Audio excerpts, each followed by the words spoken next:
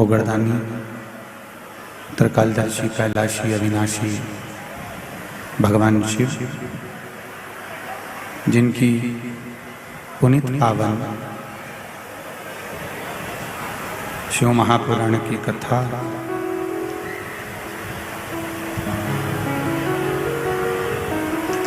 पूर्ण विश्व के कल्याण हेतु बाबा देवाधिदेव महादेव की कृपा से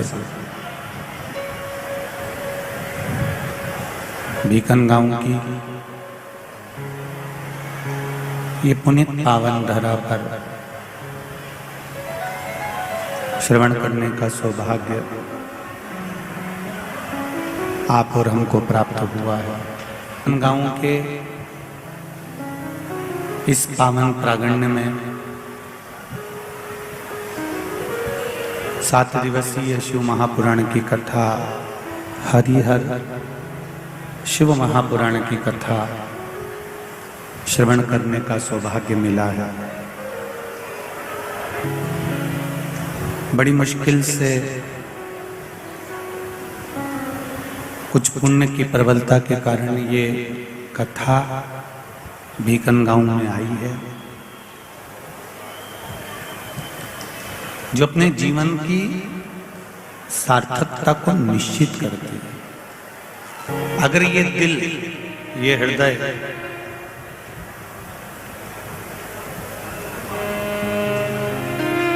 शंकर की आराधना में खुल गया, अगर ये दिल, अगर ये हृदय शिव आराधना में, शिव महापुराण में खुल गया, तो ये निश्चित है फिर ये दिल हॉस्पिटल में खुलने की जरूरत नहीं पड़ेगी, ये खुल चुका। इस हृदय को परमात्मा की शरणागति में, परमात्मा के चरणों में जो एक बार लगा देता है, एक बार रमा देता है, फिर इसको भटकना नहीं पड़ता।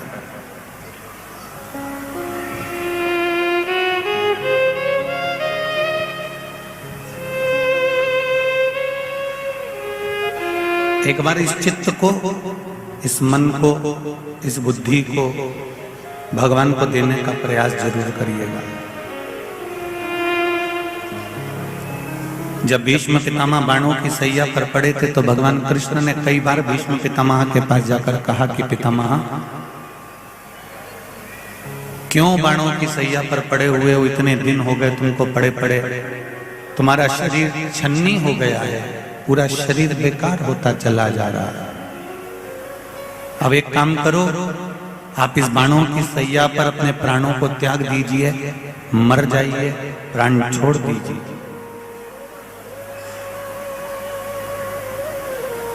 पितामह कहते हैं कि कन्हैया, प्राण को मैं आज छोड़ दूं, अभी छोड़ दूं, प्राण छोड़ने की मना नहीं है, पर दिक्कत केवल एक है। हमारी भारतीय संस्कृति कहती है,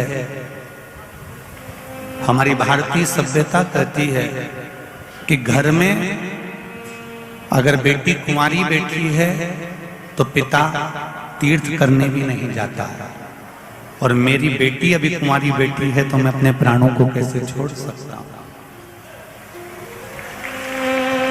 कैसे छोड़ूं मैं?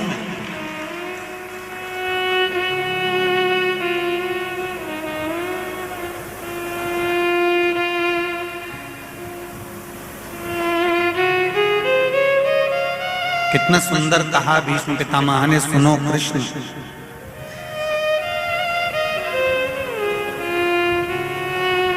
भाई बहन को सुनी जगह पर ना छोड़े, पिता बेटी को सुनी जगह पर ना छोड़े, और सेठ तिजोरी को सुनी जगह पर ना छोड़े। भीष्म पितामह कह रहे हैं कि कुमारी अवस्था की है, कुमारी है या विवाहित हो चुकी है, फिर भी उसको सुनी स्थान पर, सुनी जगह पर नहीं छोड़ना, और बेटी कितना भी कहे पापा मैं अकेली चली जाऊंगी और मैं ये काम कर लूंगी, पर बेटी को सुनी जगह पर ना छोड़ना। और कितना भी तुम्हारे पास में धन वैभव सत्ता हो, कितने भी नौकर चाकर लगे हों, तो भी तिजोरी को सुनी जगह पर ना छोड़ना। ये हमारे यहाँ सनातन धर्म का है, अपना छोड़ना।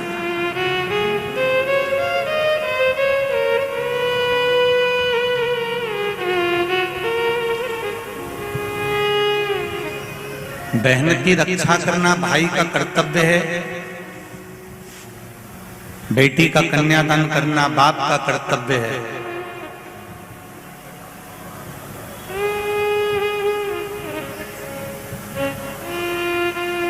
और उस कर्तव्य से हम वंचित ना हो, उस कर्तव्य से हम पीछे ना हो। भगवान कृष्ण ने फिर कहा, पितामह आखिर कब तक बाणों की सैया पर पड़े रहोगे और अपने प्राणों को अब हर लीजिए, अब अपने प्राण छोड़ दीजिए। मेरी बेटी का विवाह हो जाए, मैं प्राण छोड़ दूंगा। आपकी बेटी है कहां? पूरी हस्तिनापुर में बात फैल गई कि भीष्म पितामह की भी कोई लड़की है और भीष्म पितामह की भी जरूर शादी हुई है। भले ने गुप्त रूप से शादी करी होगी, पर शादी हुई है। पर मालूम करा तो भीष्म पितामह की शादी नहीं हुई थी।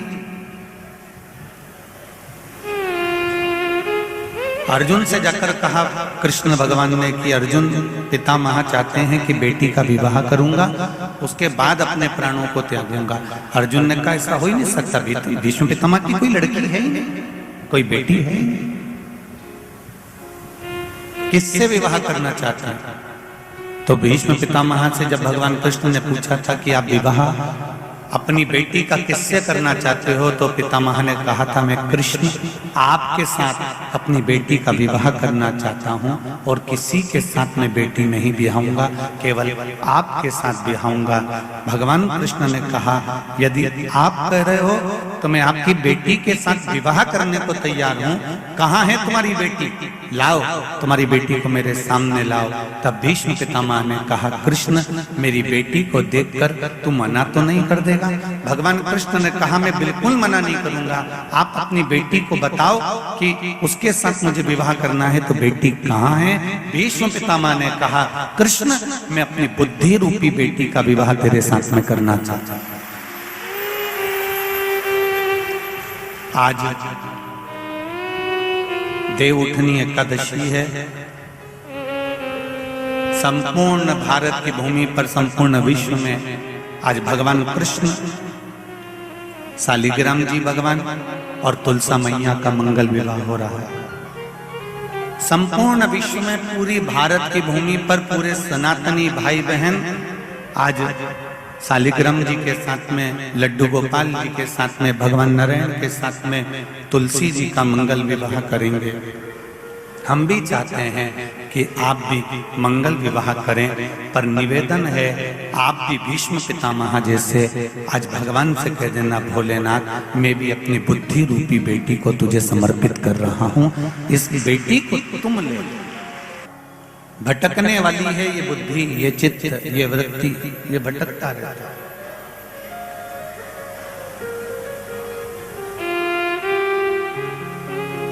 संत साधु सन्यासी तपस्वी साधक उपासक भजनों में हमेशा कहते रहते हैं ये मन बड़ा चंचल है कैसे तेरा भजन करूं, जितना इसे समझाऊं उतना ही मचलता है।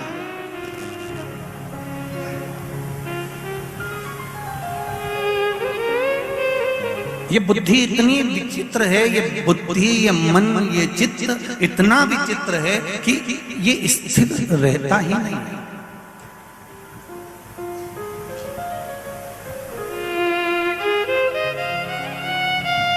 जब तक तुम्हारे लड़के से लड़की की शादी नहीं हो जाती, ऐसी कोई सास नहीं संसार की जो उस लड़की में ऐब देखे।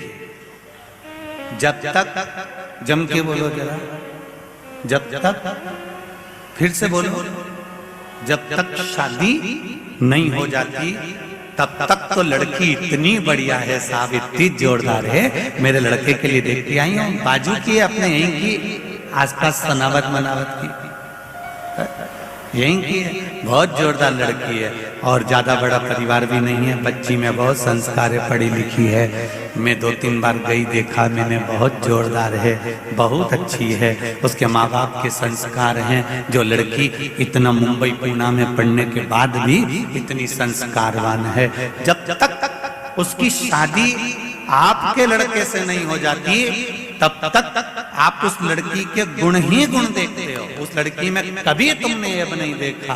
पर शादी होने के 2-4 साल बाद तब तुम्हारे मुख से जो निकलना प्रारंभ होता है वो कि माँ ने तो यही सिखाया है।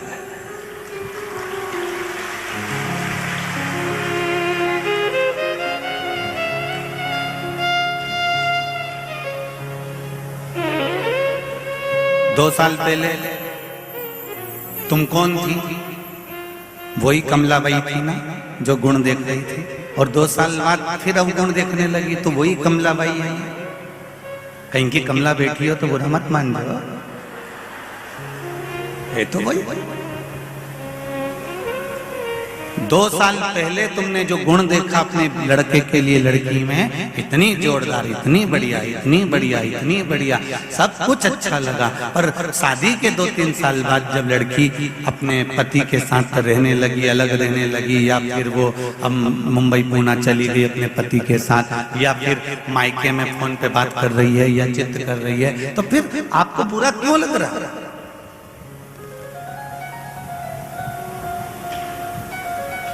इस बुद्धि को बिगड़ने में देरी नहीं लगती।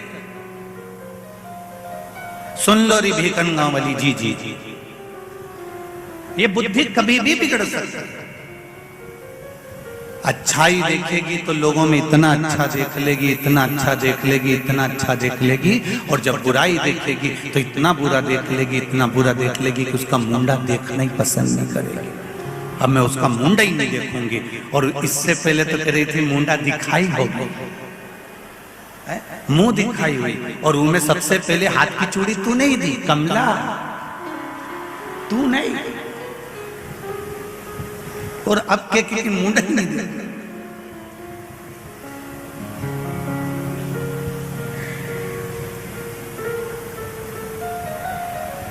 अच्छा भी हम देख रहे हैं और बुरा भी हम देख रहे हैं। पर निवेदन एक शिव महापुराण की कथा कहती है, ऐसा संसार में कोई नहीं जन्मा जो अच्छा और बुरा नहीं देखेगा, सब देखेंगे। पर निवेदन है अच्छा देखो, और अच्छा देखने के बाद में जब तुमको बुरा उसमें नजर आने लगे तब उसमें एक विचार करना कि बुराई उसमें नहीं है, बुराई हमारे नेत्रों में आ गई है, ये मन में आ गई है। इसलिए दुनिया की कोई सास बुरी नहीं होती और दुनिया की कोई बहू बुरी नहीं होती। आज शिव महापुराण की एक लाइन अपने पास संजो कर रख लेना, ना सास बुरी है ना बहू बुरी है। तुमने जो पूर्व में कर्म करा है वो कर्म का भोग तुम्हें अब भोगना पड़ेगा। तुमने पूर्व में अगर गौ माता को रोटी दी है, खूब सहलाया है, अच्छे से उसके साथ में व्यवहार करा है, खूब अच्छे से व्यवहार करा है, तो वो गौ माता तुम्हारे यहाँ बहू बनकर आती है और तुमको मरते दम तक रोटी देती है, मरते दम तक तुम्हारी सेवा करती है। और तुम्हारे दरवाजे पर गाय आई थी, और गाय आने के बाद तुमने एक बार रोटी देने के बाद दूसरी बार कह दिया गाय को दे, बार बार बार बार बार बार। वो गाय की तो आदत पड़ गई है, थोड़ी थोड़ी देर में घूम के हमारे यहाँ जाती है, एक बार रोटी दे दी ना बहू, अब मत दे। तुमने मना करा। जब वो बार बार दरवाजे पे आके खड़ी होगी तो डंडा लेके तुम खड़ी हुई, तो वही गाय बहू बनकर आई, और अब वो भी तुमको एक ही बार चाय दे रही है। वही अब वो भी तुमको एक ही बार रोटी दे रही है, और तुम उसके लिए बहुत बड़बड़ाती थी, इसलिए दिन भर रसोई घर में वो भी तुम्हारे लिए दिन भर बड़बड़।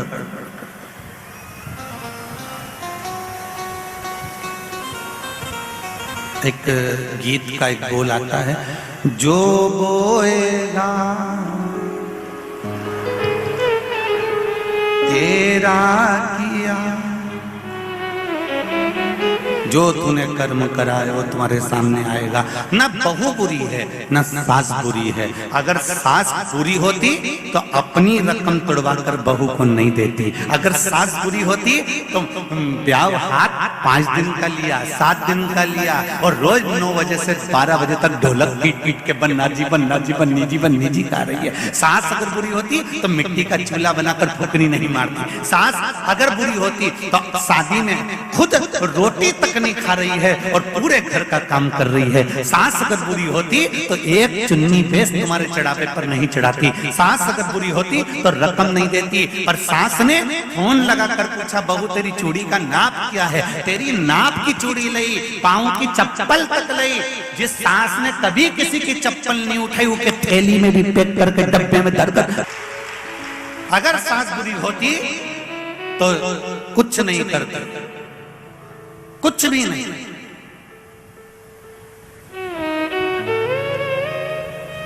सास बुरी नहीं है और सासुओं से निवेदन है बहू भी बुरी नहीं है। अगर बहू बुरी होती ना तो ये भेरू से शादी नहीं करती।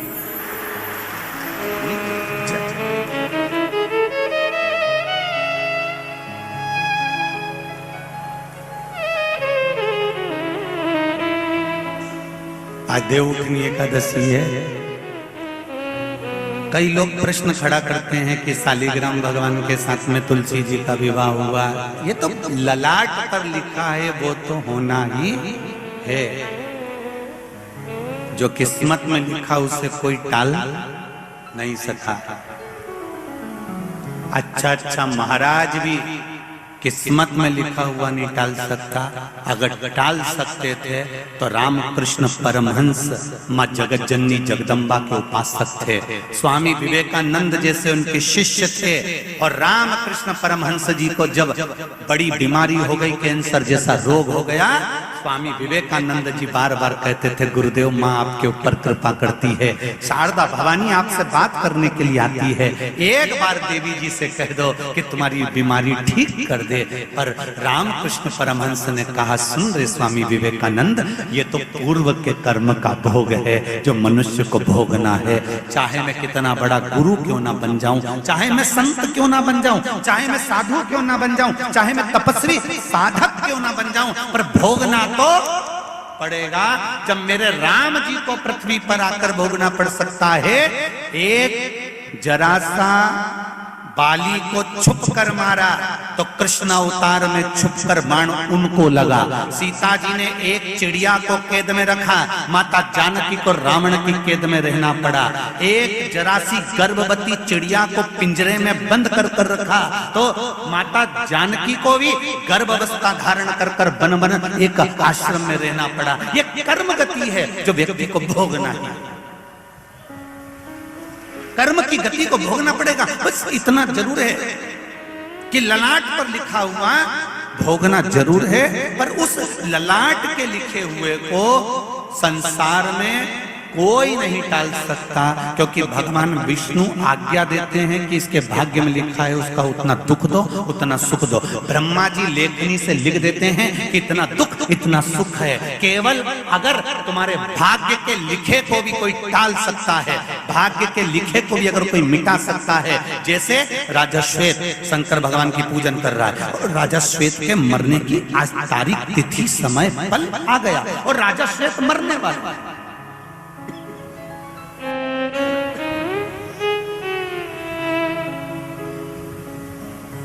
राजा श्वेत के प्राण छूटने वाले, यमदूत आ गए बंदी बनाने के लिए। शंकर भगवान ने कार्तिकेय जी को भेज दिया, यमदूतों को भगा दिया। यमराज मर गया, मृत्यु देवी मर गई, सूर्य नारायण भगवान रोने लगे। भगवान विष्णु ने पूछा क्या हुआ? मेरे बेटे यमराज को मार दिया शंकर भगवान। मृत्यु देवी को मार दिया मेरी पोती को शंकर भगवान। भगवान विष्णु ने शिव जी से पूछा कि हमने लेखनी में इसकी मौत लिख दी थी, ब्रह्मा जी ने अपनी कलम से लिख दी थी, तो फिर इसको मरने क्यों नहीं दिया? शंकर भगवान बोले, ये मेरे मंदिर में बैठा था, मेरे मंदिर में बैठा था, इसलिए इसको मरने नहीं दिया। पर हमने अपनी कलम से लिखा है इसकी मौत को। ब्रह्मा जी ने अपनी कलम से लिखा है अपनी इसकी मौत को। शंकर भगवान बोले तुम कितना भी किसी का भाग्य लिख दो और किसी के ललाट पे कुछ भी लिख दो, अगर कोई मेरे पास आया है तो मैं ललाट मलाट पे लिखा हुआ मानता नहीं हूं, मुझे पलटना है तो पलटना है, चाहे कुछ कुछ करो, जा।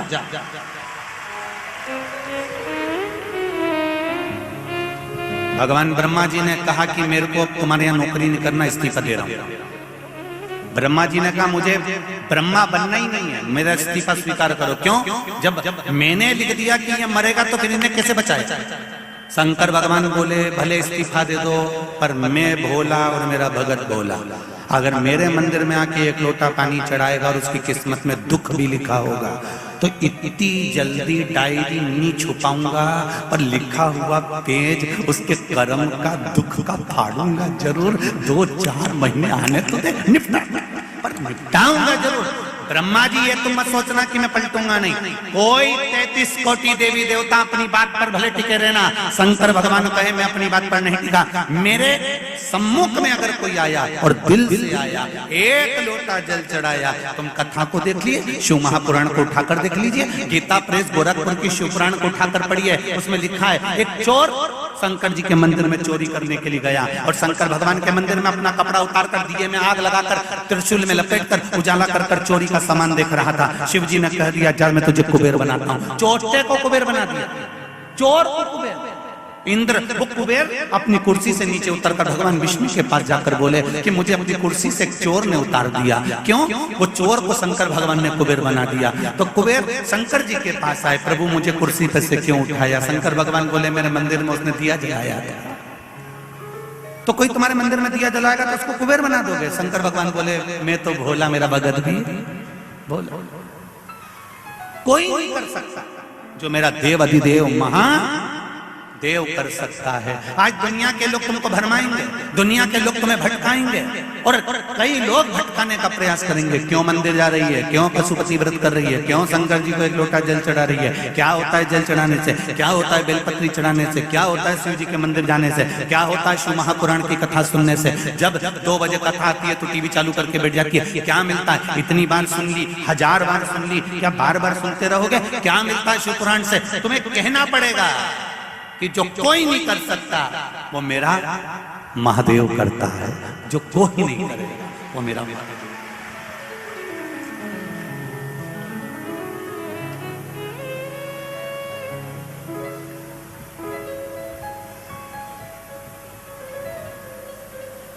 कोई ना, ये पत्र आया देखो जरा, देखिए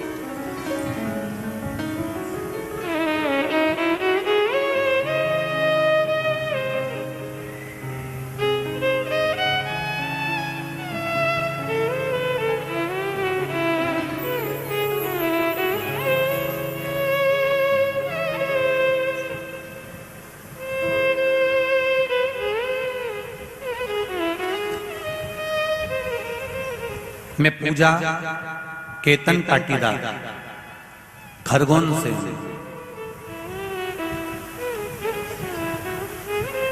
29 दिसंबर 2021 को मेरी पहली संतान 9वें महीने में डिलीवरी के समय पर 7 दिन पहले मर गई, गर्भ में शांत हो गई। मैं बड़ी दुखी हो गई। तब मेरे परिवार वालों ने कहा चिंता मत कर, तू शिव जी पे विश्वास रख, शंकर भगवान से प्रार्थना कर, शिव से कहे। कथा में सुना है कि किसी की संतान भी चली जाती है और भगवान से मांगे भोलेनाथ उसकी लेखनी बदलकर वही संतान वापस देते। मैं ठीक हुई, हॉस्पिटल से आने के 1.25 महीने बाद मैंने भी पशुपति व्रत करना चालू करा और मेरे बाबा से निवेदन करा कि जो मेरे गर्भ से लड़का शांत हुआ है वो लड़का मुझे वापस चाहिए। बाबा की कृपा देखिए गुरुजी, शिव जी की कृपा ऐसी हुई कि तीसरा ही व्रत मैंने पशुपति का करा और बाबा ने मेरी व्रत स्वीकार कर लिया और एक ही साल के अंदर इस अक्टूबर महीने की 17 तारीख को मेरे घर में फिर बेटे ने जन्म लिया। ये शिव है। मेरा बेटा आज 20 दिन का हुआ है, इसलिए मैं कथा में नहीं आ सकी, पर टीवी पर रोज सुन रही हूँ। पत्र मेरी बहन के हाथ भेजा है। बहन आई है, इन्होंने आप ही हैं, दोनों हाथ हिला दे एक बार। श्री शिवाय नमस्तुभ्यम। पत्र मैंने अपनी बहन के हाथ भेजा है कि शंकर की साक्षी क्या होती है, शंकर का प्रमाण क्या होता है कि अकाल मृत्यु वो मरे जो काम करे चंडाल का, और काल उसका क्या बिगाड़े जो भक्त हो महा काल का। मैंने अपनी बहन के हाथ पत्र भेजा है क्योंकि मुझसे रहा नहीं गया। मुझे 20 दिन में भगवान ने ये वापस संतान दे दी, इसलिए मैं निवेदन करें। बैठिए। श्री शिवाय नमस्ते। शिव कृपा इसको। एक पत्र और आया, देखिए।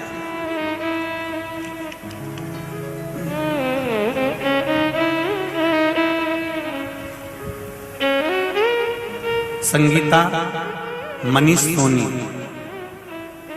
तहसील जिरानिया, जिला खरगोन, मध्य प्रदेश से। आप ही दोनों हाथ हिला देकर। श्री शिवाय नमस्तुभ्यम। गुरुदेव, मैं शिव जी की करुणा क्या बखान क्या करूं। 2 वर्षों से इलाज चल रहा है। मेरे बच्चेदानी में गठान है और पथरी की समस्या है। त्रिकालदर्शी प्रभु महादेव की ऐसी करुणा हुई, 1 महीने से दुख भोग रही थी, बड़ी कष्ट में थी। इंदौर, भोपाल, सभी डॉक्टरों को, खरगोन आदि सब दूर खंडवा दिखा दिया। सबने कहा कि इसका ऑपरेशन कराना पड़ेगा क्योंकि बच्चेदानी में गठान बड़ी है, उसका ऑपरेशन जरूरी है। पर मैंने भी बाबा के भरोसे पर छोड़ दिया और सोमवार का व्रत धारण कर लिया। पशुपति एक बिलपत्र शिव जी को चढ़ाती और उठाकर लाती और एक लोटा जल चढ़ाकर उस जल का आचमन करती, बेलपत्री खाती। शिव जी से निवेदन करती, चाहे कुछ भी हो जाए, मेरे पेट में जो बच्चेदानी में गठान है, अगर गठान निकलेगी तो जांच के लिए जाएगी। मेरे मन में संशय होगा कहीं दूसरी गठान ना हो, इसलिए कृपा करके मेरी बच्चेदानी में ही उस गठान को गला दीजिए। रोज बेलपत्र खाती, रोज जल चढ़ाती, और बाबा की कृपा से ऐसा हुआ कि अगली जब सोनोग्राफी डॉक्टर ने कराई तो सोनोग्राफी में गठान गायब हो चुकी थी। गठान नहीं, उस सोनोग्राफी में गठान ठीक है गया। बैठिए। श्री शिवाय नमस्ते। सोनोग्राफी में गठान गायब हो गई थी जो सालों से थी, वो गठान अब नहीं। आप शिव महापुराण को जब समझोगे, वो कहते हैं ना कि माता पिता जिंदा रहते हैं ना तब तक उनको कोई समझ नहीं पाता, जब चले जाते हैं तब समझते हैं। आज कथा का 4था दिन हो जाएगा, 3 दिन की कथा पूरी हो जाएगी। जो नहीं आ पाए ना उनको बाद में समझ में आएगा कि हीरा खो दिया, हीरा खो दिया। वो हीरे का हार है शिव महापुराण की कथा, जो संपूर्ण विश्व के कल्याण के लिए है। प्रत्येक जीव के लोग कहते हैं क्या मिलता है शिव पुराण से।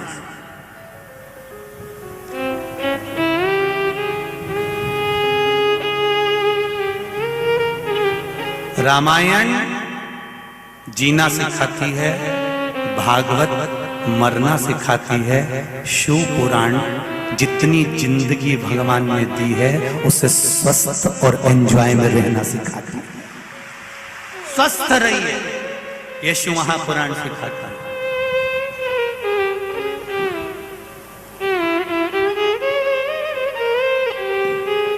तुम्हारी तपस्या खाली नहीं जाने वाली।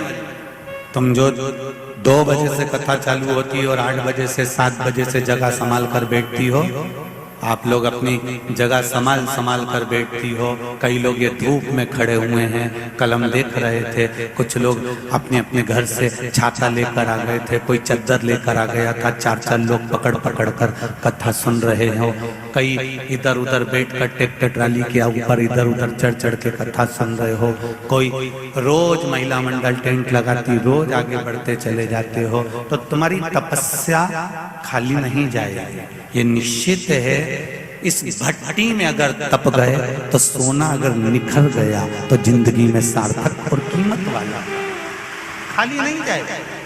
जितने आस्था चैनल पर सुन रहे हैं, जितने फेसबुक यूट्यूब पर सुन रहे हैं, ये बेटा बेटी, ये नवयुवक बच्चे, ये बुजुर्ग माताएं, ये घर घर के बच्चे, अगर शिव महापुराण की कथा तुम्हारे घर में चल रही है, भले आधा घंटा चले, 20 मिनट चले, 25 मिनट चले, पर वो कथा का एक शब्द भी अगर आस्था चैनल के माध्यम से घर घर में, मोबाइल के माध्यम से, दुकान पर, व्यापार में, ऑफिस में, कहीं पर भी चल रहा है, तुम धोखा नहीं खा सकते। ये निश्चित है, ये निश्चित है कि तुम धोखा नहीं खा सकते। एक बात आपसे पूछना चाहूंगा आज भीकन गांव की पावन धरा पर, आज तक ये प्रश्न हमने नहीं किया, पर आज पहली बार ये प्रश्न आपसे कर रहे हैं इस भीकन गांव की धरा पर। कोरोना महामारी जैसी बीमारी निकलने के बाद चीन आज तक संभल नहीं पाया, पर कोरोना जैसी बीमारी निकलने के बाद भारत की भूमि का एक एक छोटे से छोटा और बड़े से बड़ा व्यक्ति फिर संभल गया और उसकी अर्थव्यवस्था फिर बढ़ गई। ये शिव की कृपा। हम तो कहते हैं ये कोरोना महामारी में ये शिव महापुराण की कथा स्वयं शंकर भगवान ने ही करवाकर जनमानस तक पहुंचाई है कि ये कहीं डोल ना जाए, कहीं भटक ना जाए। ये शिव कृपा है।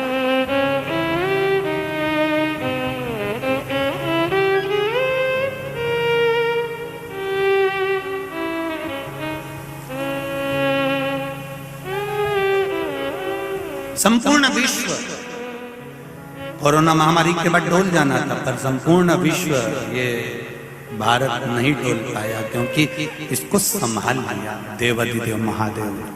आप जो कथा सुनते रहे हो, एक छोटा सा व्यापार करने वाला व्यक्ति भी शंकर जी को जब लोटा भर के जल चढ़ाने लगा ना, पहले उसके ऊपर कर्जा बढ़ते जा रहा था। अब आप अंदाजा लगाकर देखना, पहले शिव महापुराण के पहले का समय निकालना और शिव महापुराण जब से सुनना चालू करी उसके बाद का समय निकालना, पूरी जिंदगी के पुराने समय को निकालकर आज का समय निकालना कि भगवान ने तुम्हारा हाथ पकड़ा कि नहीं पकड़ा, थोड़ा व्यापार बढ़ा कि नहीं बढ़ा, थोड़ी संपदा वैभव मन आनंदित हुआ कि नहीं हुआ, शिव ने कृपा करी कि नहीं करी, वो अपने हृदय से पूछो, अपने चित्त से पूछो।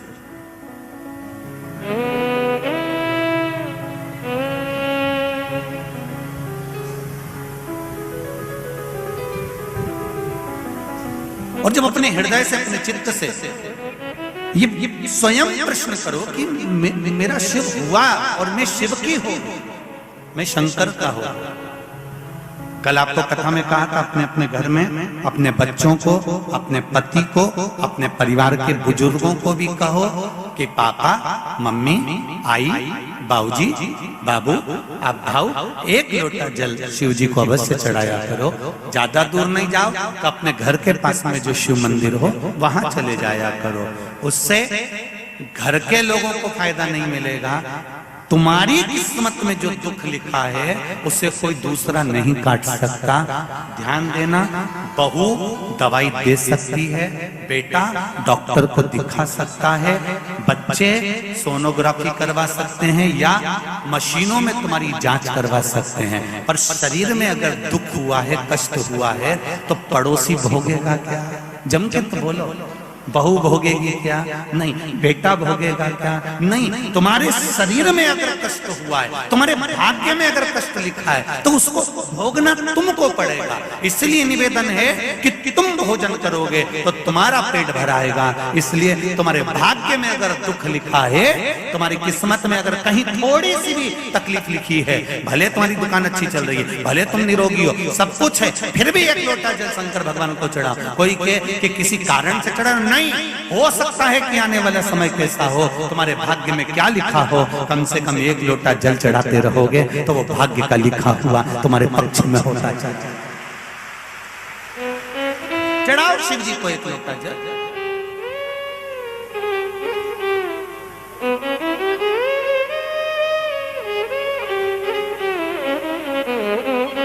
भगवान शिव की आराधना, भगवान शंकर की कृपा, शिव की आराधना, शिव की कृपा साधारण नहीं हो सकती। बुरा विचार आए उसको निकाल दो, बहू भी बुरी नहीं है और बोलो जम के सास भी बुरी नहीं है। दोनों अच्छी हैं, पर दोनों के साथ में एक चीज है कि जो हमारी कर्म की गति है, जो हमारा कर्म लिखा हुआ है, वो बुरा है। वो बुरा होता है तो क्या करवाता है? सास बुरी नहीं है, बहू बुरी नहीं है। जब बुरी थी क्या? जम के बोलो नहीं। कौशल्या मैया बुरी थी क्या? नहीं। सुमित्रा जी बुरी थी क्या? नहीं। दशरथ जी बुरे थे क्या? नहीं।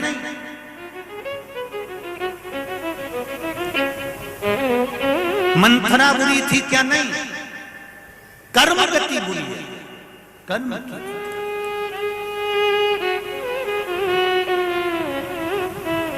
इतनी अच्छी थी केकई कि सीता जी विवाह कर आई थी और मुंह दिखाई में जब देने की बारी आई थी तो केकई ने अपना शीश महल बनवाया था, वो शीश महल जानकी जी की मुंह दिखाई में दे दिया था। इतनी चाहती थी बहू, और बुरी बनी कर्म गति के अनुसार। जब बुरी बनी तो ऐसी बन गई कि राम जी को 14 वर्ष के लिए वनवास भेजा दिया।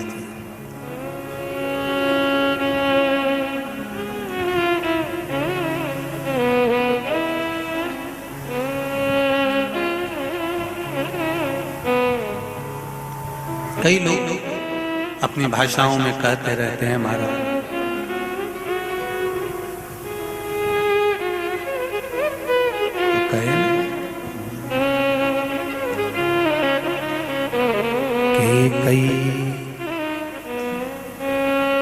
केकई तूने लूट लिया दशरथ के खजाने को। केकई तूने लूट लिया दशरथ के खजाने। तू तरस जाएगी रानी, तू तरस जाएगी रानी, मांग अपनी सजानी। के कई तूने लूट दिया दशरथ के खजाने। हाथ तरसेंगे चूड़ी को, गला तरसेगा हरवा को। हाथ तरसेंगे चूड़ी को, गला तरसेगा हरवा को। तू तरस जाएगी रानी, मांग अपनी सजानी। के कई तूने लूट लिया दशरथ के खजाने। एक कर्म गति के कारण तू लूट बैठी। इतनी अच्छी थी, इतनी बढ़िया थी, पर केवल तेरे ललाट पर जो लिखा हुआ था कर्म की गति का खेल लिखा हुआ था, उसने तुझे अच्छे से बुरा बना दिया। मेरा निवेदन भीकन गांव की इस पावन धरा से, घर घर में चल रही शिव महापुराण से, आस्था चैनल फेसबुक पे सुन रहे सारी बहू बेटियां और माताओं से कि ना सास बुरी होती है ना बहू बुरी होती है। सास नहीं चाहती कि मैं कोई अपशब्द बोलूं, वही बहू भी नहीं चाहती कि कोई अपशब्द बोलूं, पर ललाट पर जब कर्म गति उल्टी पड़ती है तो अपने आप जिह्वा से अपशब्द निकलवा ही देती है। यह कर्म गति। अब ऐसे समय पर क्या करोगे आप?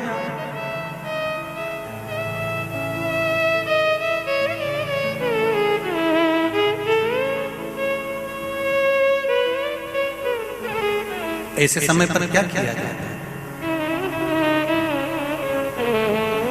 कार्तिक महीने में 2 वस्त्र की महत्वता होती है। ध्यान लगाना जरा, जितनी भी माताएं बैठी हैं, चाहे वो सासू माँ हो चाहे बहुएं हो, बेटियां भी कभी ना कभी बहू बनेंगी और आप भी कभी ना कभी सास बनेंगे, स्मरण रखें।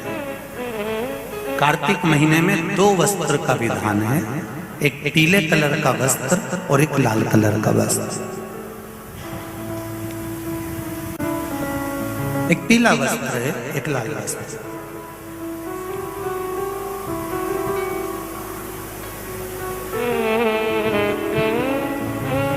आज देवउठनी एकादशी है। ऐसी कोई माता नहीं होगी जो अपने घर में तुलसी जी का पूजन नहीं करे।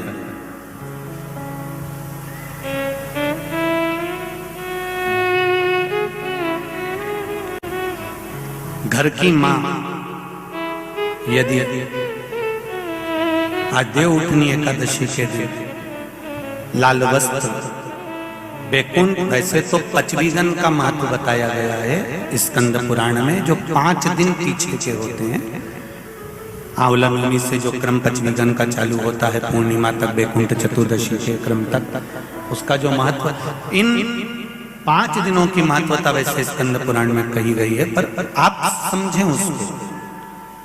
लाल वस्त्र अगर कार्तिक महीने में तुलसा महारानी पर ओढ़ाया जाता है और वही वस्त्र बाद में रख लिया जाता है संभाल कर, तो उस घर में किसी कर्म गति के कारण भी अगर अपशब्द निकल रहे होते हैं तो वो अपशब्द वो वस्त्र रोक लेता है।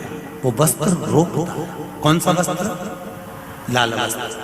पीला वस्त्र इन 5 दिन में अगर तुलसा महारानी को चढ़ाया जाता है और उसको रखा जाता है, तो जिस नारी के गर्भ से संतान नहीं भी हो रही होती है, उसके कक्ष में अगर वो वस्त्र कुछ दिन तक रखा रहता है तो ये निश्चित आती है कि गर्भ ठहरता जरूर है। ये पीले वस्त्र की और लाल वस्त्र की महत्वता कार्तिक महीने में।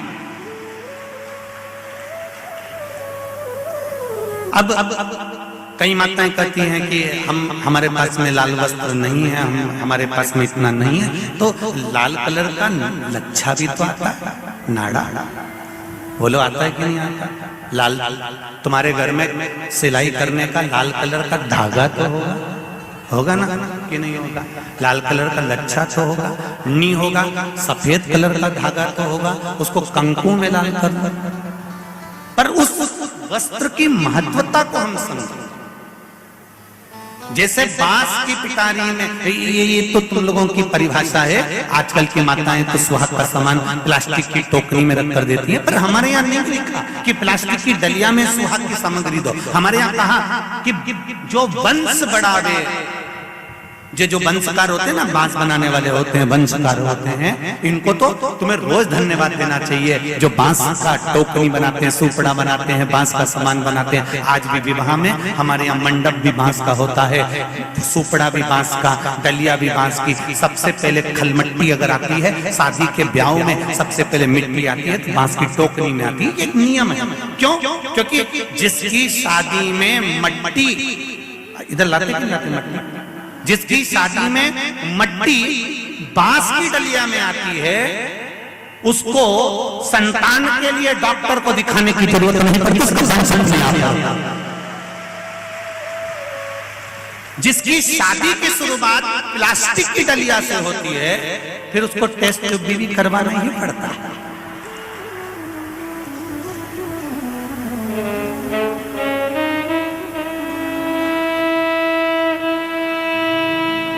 ये कुछ हमारे शास्त्रों के नियम है। अब आप उसको समझो ना समझो, चाहे उसके ऊपर हंसो, चाहे कुछ भी कहो, आप चाहो तो थोड़े दिन बाद कह देना, बताओ शिवर वाला महाराज तो पगले जैसी बात करता है, तो उसमें कोई दिक्कत वाली बात नहीं है। पगले का अवार्ड हमको ही मिलने वाला है, उसमें कोई दिक्कत वाली बात नहीं। पर उसको समझो कि हमारे सनातन धर्म में ये वंशकार बांस का सामान बनाने वाले, बांस की डलिया बनाने वाले, बांस का सुपड़ा बनाने वाले सबसे पहले ये वंशकार हुए, फिर खवास नाई ये हुए, फिर चर्मकार हुए, जूता चप्पल बनाने वाले, फिर अन्य जितने जितने हमारे यहाँ, इनको लोग कहते हैं कि इनको हमारे यहाँ से हटा दिया, ऊंची जाति वालों ने इनको पीछे हटा दिया। कोई इनको पीछे हटाने वाला नहीं है, केवल तुम्हारी बुद्धि से लोग तुमको भ्रष्ट कर रहे हैं कि हमको नीचा दिखा रहे हैं, हमको ऊंचा दिखा रहे हैं। किसी जात में, किसी समाज में ये नहीं कहा गया कि इनको नीचा दिखाना। प्रत्येक समाज में, चाहे ब्राह्मण के घर की शादी हो, चाहे क्षत्रिय के घर की शादी हो, चाहे वैश्य के घर की शादी हो, सबसे पहले वंशकार की डलिया आती है, वंशकार आता है। सबसे पहले हमारे यहाँ अगर पादुका बनाई जाती है तो सबसे पहले चर्मकार आता है, सबसे पहले हमारे यहाँ खवास आता है। पहले इनको लाकर बिठाया जाता है। पहले संबंध भी सेठ खुद नहीं जाता था करने के लिए, खवास जाता था, वंशकार जाता था, ये जाते थे, संबंध पक्का कर कर आते थे और शादी हो जाती थी। ना लड़का देखता ना लड़की देखती। ये सब बाद में चालू हुआ। अब दुनिया के लोगों ने अपनी राजनीति को अखाड़ा बनाने के लिए कह दिया कि ये समाज नीची हो गई, ये समाज ऊंची हो गई, इसको पिछड़ा में कर दिया, इसको उसमें कर दिया। कोई नहीं कर रहा किसी को। भगवान की ये पोथी रखी है शिव महापुराण की, जिस पे रखी है, इसके 4 पाए, 1 2 3 और ये 4, ब्राह्मण क्षत्रिय वैश्य शूद्र, ये 4 पाए पर मेरी शिव महापुराण की पोथी रखी हुई है। कोई साधारण है?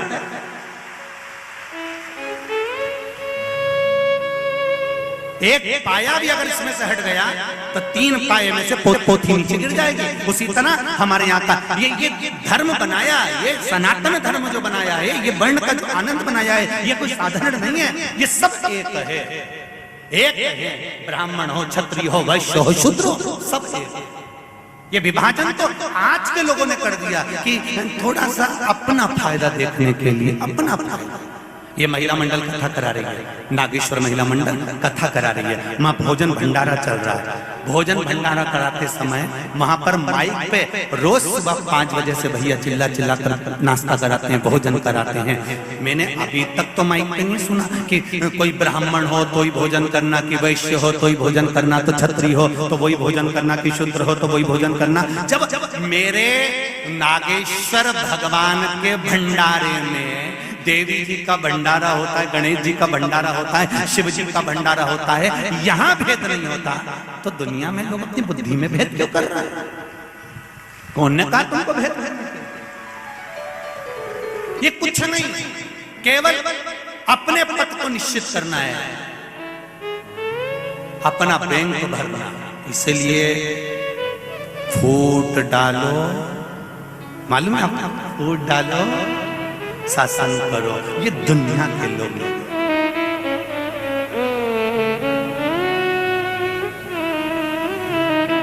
कई लोग आएंगे आपसे कहेंगे, क्यों राम जी का फोटो लगा के रखे हो, क्यों भगवान कृष्ण का फोटो लगा के रखे हो, क्यों राम जी की मूर्ति रखे हो, क्यों शंकर जी की मूर्ति रखे हो, उठाओ ठंडा कर दो, इनको नहीं रखना। मेरे को आज सूचना मिली थी कि कई लोग कहते हैं कि इनको ठंडा कर दो, इनको क्यों रखे हो, अपने को नहीं मानना, अपने को नहीं मानना, अपने को नहीं मानना। जो तुमको ऐसी राय देने आए उसको चंदन का तिलक लगा के ठंडे पानी से स्नान कराओ और चाय पिलाओ एक बार की, और पांव को धोक लगा कर कहना अभी हम चरण धोक रहे हैं, हमारा नियम है, थोड़े दिन तक हम चरण धोकते हैं, उसके बाद गले में हम माला भी पहनाएंगे गेंदा के फूल की, फिर तुम्हारे घर तक छोड़ के लिए। कोई तुमको अगर अकल दे कि भगवान का फोटो हटा दो, मूर्ति हटा दो, ये सब ढोंग है, तो प्रपंच है, तो उनको कह देना हम तुम्हारे घर पर राय लेने नहीं गए थे, हम तुमको बुलाने नहीं गए थे, तो तुम हमारे यहाँ आकर हमारे घर में राय क्यों दे रहे हो? गेट खुला है, निकल के बाहर जाओ और अपने घर में अपन लड्डू बनाओ, प्रेम से खाओ। नहीं, सहजता में, सरलता।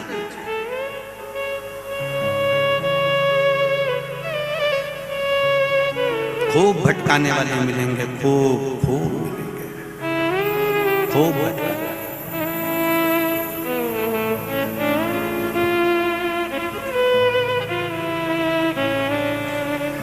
तो ना सास बुरी ना बहू बुरी, कर्म की गति बुरी होती है। बुराई अपने भीतर इकट्ठी मत करो। बहुत छोटा सा जीवन है जीजियों, मेरे भाई बैठे हैं, तुम्हें जीजी बोलूं तो ये जीजा ही हुए मेरे, तो मेरे जीजा हो। आपसे भी निवेदन है, बहुत छोटा सा जीवन, बहुत छोटा सा। कब किसके प्राण किस समय आखिरी होंगे किसी को नहीं मालूम पड़ेगा। एक क्षण लगेगा। अकड़ में मत जियो। कई लोग अकड़ में जीते, मेरा समय आन दे तब बताऊंगा कि मैं क्या हूं। फिर चिल्ला के देगा, मेरा समय आन दे तब मैं बताऊंगा कि हूं क्या। और एक दिन छाती में दर्द हुआ, खंडवा के हॉस्पिटल ले गए और डॉक्टर ने कह दिया इनका समय आ गया। तब समझ में आया कि समय आना किसको कहते हैं। समय का इंतजार मत करो कि जवानी आई है, अभी कोई भजन की उम्र है, अभी तो मेरा बुढ़ापा आएगा तब भजन करूंगा, जब मंदिर जाऊंगा तब देखा जाएगा, अभी तो कमाने की उम्र है, अभी तो खाने की उम्र है। अरे भाई खूब एंजॉय करो, कोई नहीं मना करे तुमसे कि तुम कपड़ा अच्छा जोरदार मत पहनो, तुम तो जोरदार पहनो, एक से बढ़कर एक पहनो। कौन मना करे, तुम्हारी मर्जी पड़े जैसा पहनो।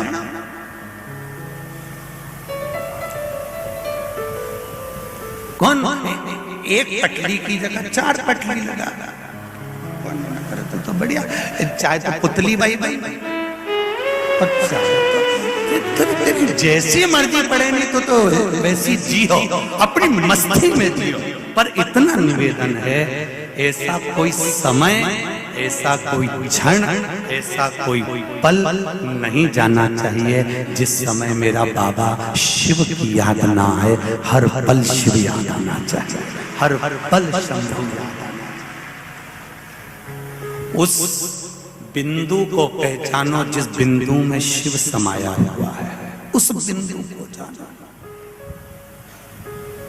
ब्रह्मा विष्णु और महेश में जब भेद हुआ, ब्रह्मा जी ने पूछा कि भगवान विष्णु के पिता कौन है, और भगवान विष्णु ने कहा मेरे पिता प्रकट हों। तब एक बिंदु के रूप में शिव प्रकट हुए थे केवल। इसलिए आज भी ब्रह्म कुमारी आश्रम में जाओगे तो वहां की बहनें, वहां की बेटियां, वहां की दीदियां आपको एक बिंदु का महत्व समझाएगी कि इस बिंदु में ब्रह्मा भी है, इस बिंदु में विष्णु भी है, इस बिंदु में शिव भी है।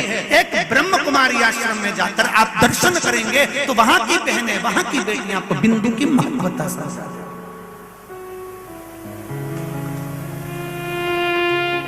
कुछ नहीं, जन्म भी एक बिंदु से हुआ है और मृत्यु भी एक बिंदु से। शिव से प्रारंभ हुई और शिव में ही समा जाओगे, आखिरी बिंदु भी शिव है। भीतर बहुत सारा पाप न रखिए, कपट न रखिए, बेईमानी न रखिए, प्रपंच न रखिए। अच्छा एक बात बताओ, गेहूं को कितने समय तक रख सकते हो घर में? 1 साल तक रख सकते हो? अरे बोलो, जम के बोलो जरा, और जम के बोलो। गेहूं 1 साल तक रख सकते हो। और गेहूं का आटा बना दिया, आटा ज्यादा से ज्यादा 1 महीना आराम से रख सकते हो। गेहूं 1 साल तक रख सकते हो, आटा 1 महीना रख सकते हो। और वही आटे की रोटी बन गई और तुमने खा ली, पेट में कितने दिन रख सकते हो? बताओ बताओ जरा जल्दी बोलो, जरा जल्दी बोलो।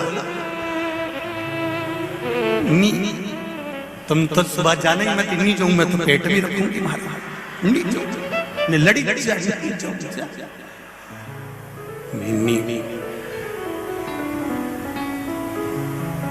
₹20 किलो का गेहूं की रोटी है, 25 रुपए की रबड़ी भी अंदर गई है, मेथी की सब्जी लाई थी 12 रुपए किलो की, वो भी अंदर है। नीचे गेहूं 1 साल तक तुम अपने घर में रख सकते हो, आटा हो गया तो 1 महीने अपने घर में रख सकते हो, पर वही आटे की रोटी बनाकर खा ली तो पेट में पूरी रात भी नहीं रख सकते। जब इतनी रोटी को तुम अपने पेट में नहीं रख सकते तो बहू की छोटी छोटी बात को अपने कलेजे में क्यों रखते हो?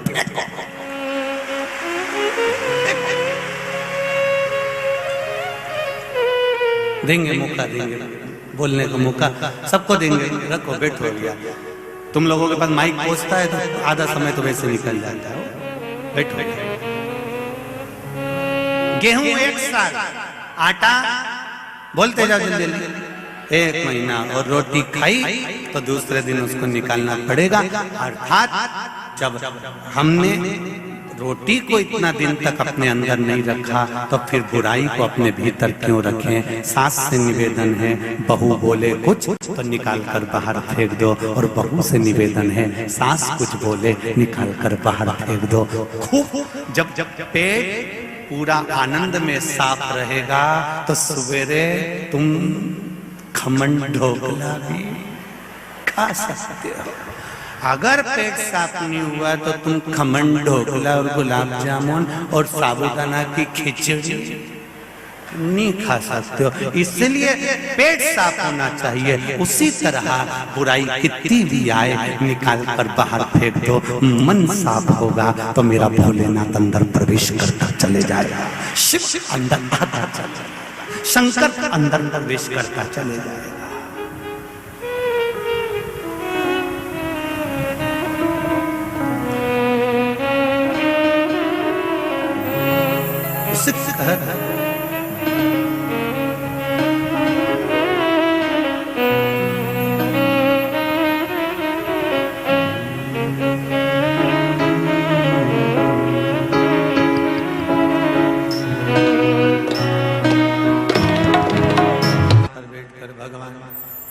शिव के मूल मंत्र का स्मरण करते हुए भगवान देवाधिदेव महादेव से प्रार्थना भाव के साथ, हृदय के साथ करें।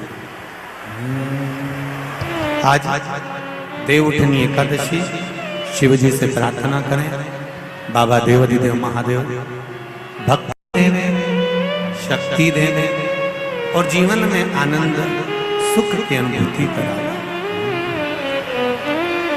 श्री शिवाय नमस्तुभ्यं, श्री शिवाय नमस्तुभ्यं, श्री शिवाय नमस्तुभ्यं, श्री शिवाय नमस्तुभ्यं, शिवाय नमस्तुभ्यं। भोला सब दुख काटो मारा, ओ भोला सब दुख काटो मारा। शिव शंकर जपो तेरी माला, भोले बाबा जपो तेरी माला। भोला सब दुख काटो मारा, ओ भोला सब दुख काटो मारा। भगवान शिव की कथा कर रहे, अपने भीतर किसी के प्रति भेदभाव उत्पन्न न हो। देखो, माता पार्वती जी के साथ में शिव जी का जब मंगल विवाह हो गया,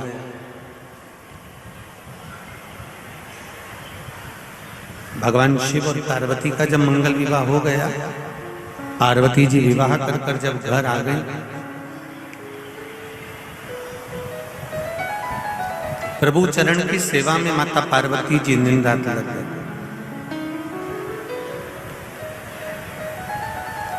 भगवान के चरणारविंद की सेवा में पार्वती लगी। भगवान शिव और माता पार्वती के विवाह का एक कारण सबसे प्रबल था, वो कारण था तारकासुर का संहार।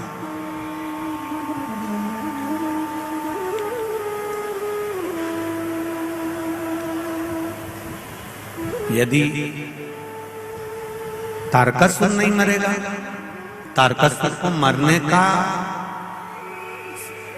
विवाह क्रम, क्योंकि तारकासुर ने ये वर मांगा था कि मेरे प्राण छूटे तो भगवान शंकर के पुत्र द्वारा छूटे।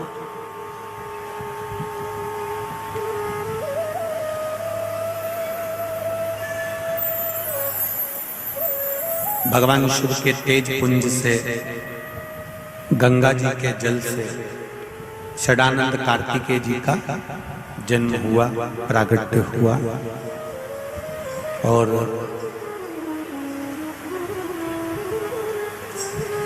षडानंद कार्तिकेय जी ने अपनी माता से कहा, मां मेरे जन्म का कारण क्या है, ये जन्म क्यों हुआ। अभी आप लोगों के मन में भी एक भाव उत्पन्न होना चाहिए कि हमारे जन्म का कारण क्या है। पहले भी कथा में कहा कि मनुष्य जन्म के दो कारण हैं, एक भगवान का भजन करने के लिए जन्म हुआ है और दूसरा अपने कर्म को काटने के लिए, अपने कर्म को भोगने के लिए जन्म हुआ है। यहां आप जितनी देर बैठते हो ना कथा में, जितनी देर बैठते हो, अपने कर्म गति को आप काट रहे हो कि हमने पूर्व में जो कर्म किया होता है, पूर्व में जो कर्म करते हैं,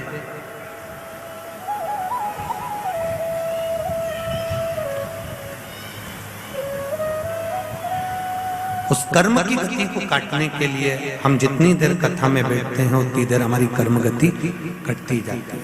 हमारा जो पूर्व का किया गया पाप कर्म है वो कटता जाता है।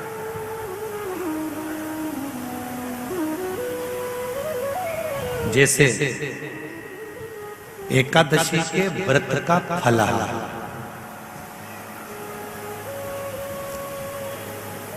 एकादशी का व्रत है और तुम्हें भूख लग रही है, तुमने फलाहार बनवा कर तैयार रखा कि मुझे 9 बजे प्रसाद लेना है या 10 बजे लेना है, 11 बजे लेना है या 12 बजे लेना है।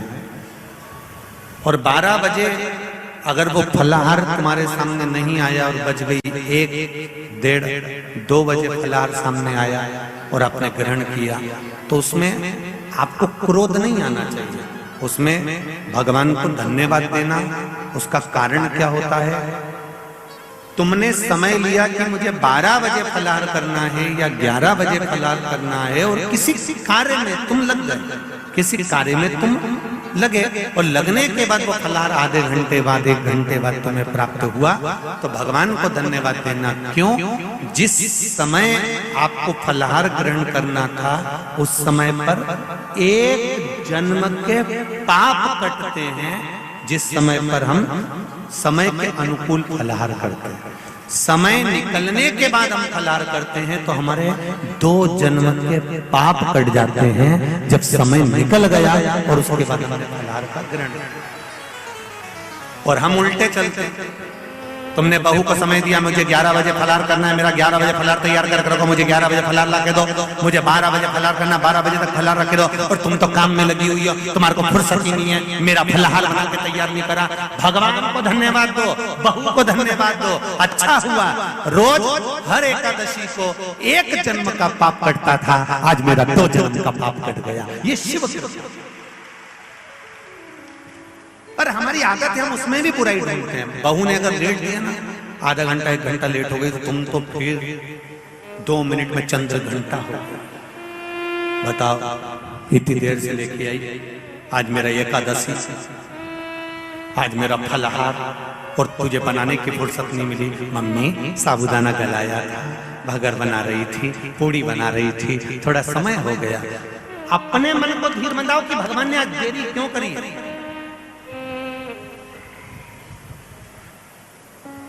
वही फलाहार किसी कारण से और लेट हो गए, दोपहर में 3 बजे के बाद हुआ और लेट, या मान लो किसी कारण से दिन भर भूखी रह गई, कारण से, जानबूझ के नहीं तो तुम बहुत चतुर बैठ रही हो रही है। सीवर वाला महाराज बोला था कि इतनी बजे के बाद करोगे तो इतना पाप कटेगा, इतनी बजे कटोगे। ये तो जानबूझ के नहीं, तो कोई क्रम से अचानक।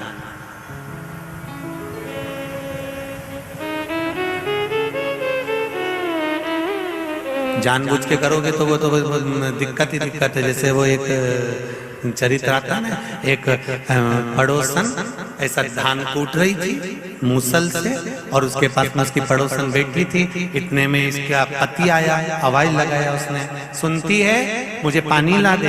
इसने जो धान का मूसल था ऊपर छोड़ा और पानी देने चली गई। पड़ोसन को बड़ा आश्चर्य हुआ, मूसल हवा में टंगा, हवा में मूसल टंगा। ये आई, इसने मूसल लिया, फिर कूटने लगी। इसने अपनी पड़ोसन से पूछा, क्यों ये हवा में कैसे टंग गया? मैं अपने पति के चरणों को प्रणाम करती हूँ, पति को परमेश्वर मानती हूँ, उसकी सेवा करती हूँ ना, उसका दिया हुआ जो भी झूठा बचता है मैं खा लेती हूँ, बस उसी की कृपा से ये मेरा सात्वित्व के कारण ये हवा में टंग गया। तो ऐसा करने से ऐसा हो जाता है। ये भी गई घर धन धनाते हुए, इसने अपने पति को आवाज लगाया, सुनो मैं तुम्हारे पांव पड़ूंगी। पति ने सोचा 40 साल शादी के हो गए, आज क्या पता सीवर वाले महाराज की कथा सुन के जो पांव पड़, आज मैं तुम्हारे पांव पड़ूंगी। और सुनो, 1 हफ्ते तक रोज तुम्हारे पांव पड़ूंगी, तुम्हारी पसंद का भोजन बनाऊंगी, तुमसे पूछूंगी क्या खाओगे, तुम बता देना, मैं वही बनाऊंगी। तुम सोओगे मैं तुम्हारे चरण दबाऊंगी, तुम जो थाली में छोड़ दोगे मैं वो भोजन करूंगी। फिर एक बार ऐसा चमत्कार होएगा, मैं ऐसी धान कूट रही होंगी, तुम एकदम आना, आते से कहना सुनती है पानी ला, और मैं मूसल छोड़ के आऊंगी और वो हवा में टंग जाएगा, तुम देखना। पति ने मन में सोचा ना जाने कहां से सीख के आ गया। इसने सिर पे पल्लू लेके पति को प्रणाम करा और पूछा क्या खाओगे। पति ने मन में सोचा 40 साल से कभी मुंह नहीं खोला मैंने खाने के मामले में। अब तो पति ने भी कह दिया भजिया बना ले, इमरती बना ले, जलेबी बना ले, खीर बना ले, पूड़ी बना ले, नमकीन पूड़ी बना ले, आलू की सब्जी, भिंडी की सब्जी, सब बनाने का। जैसे पति ने बोला, पत्नी बोली चुप रहो, तुम्हारा बाप बनाए। इतनी सारी लिस्ट थोड़ी ना बोली थी मैंने, मेरे से जो बनेगा बना लूंगी। और बनाने गई, भजिया बनाया, पूड़ी बनाई, सब बनाया। एक भजिया थाली में रखा, एक पूड़ी थाली में रखी, एक जलेबी रखी, सब सामान इतना रख दिया। और जैसे ही पति ने भजिया खाना चालू करा, मुंह में भजिया लेने ही वाला था, इतनी देर में वहीं से बोली पूरा मत खाना, तुम्हारा झूठा खाना है मेरे को। बेचारे ने भजिया की भी केवल चोंच नहीं होती किसी किसी भजिया में,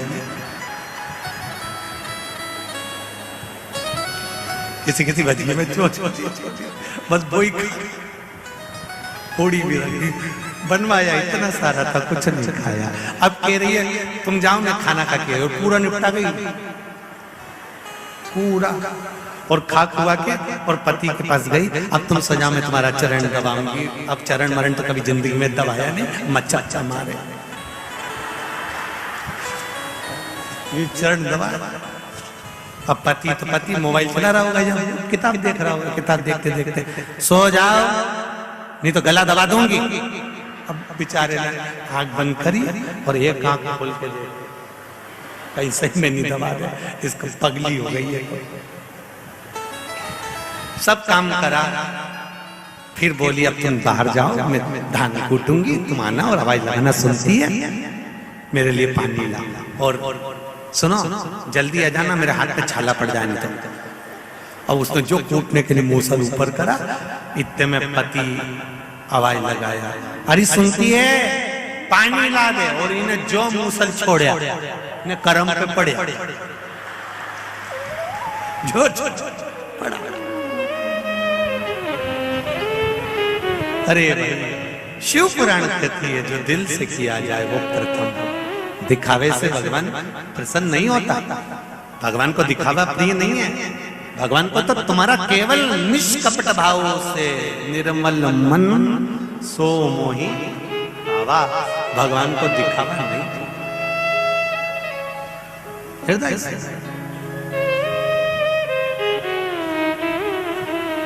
तारकासुर का मांगा भी तो क्या मांगा, प्राण छूटे शिव जी के पुत्र के द्वारा। मान मान मान दिया,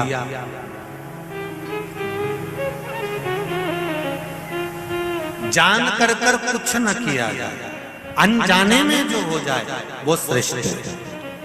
भोजन का समय निकल गया, फलहार का समय निकल गया, एकादशी के दिन एक जन्म का पाप कटा, समय के बाद पाया 2 जन्म का पाप कटा।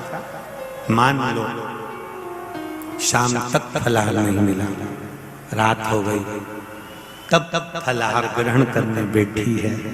मान लो किसी कारण से लेट होती चली गई तो पाप भी कटता चले गया, किसी कारण से तो फिर जानकर नहीं, कारणवश रात हो गई, फलहार मिल गया, समझ लेना कहीं 7 जन्म का पाप होगा, कट गया 7 जन्म।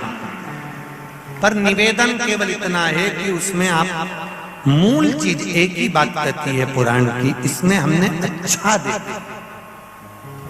कई लोगों की आदत होती है थोड़ा सा फलहार आने में देरी हो गई, क्रोध आ गया, क्रोध आ गया तो तुम्हारा व्रत बेकार हो गया।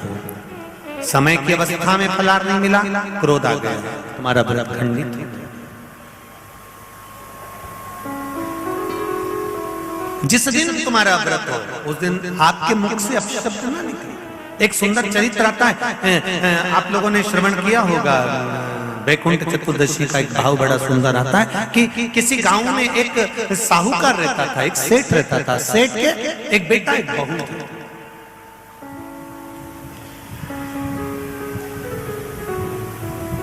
और बहू बेटा दोनों धर्मात्मा, दोनों पुण्यात्मा।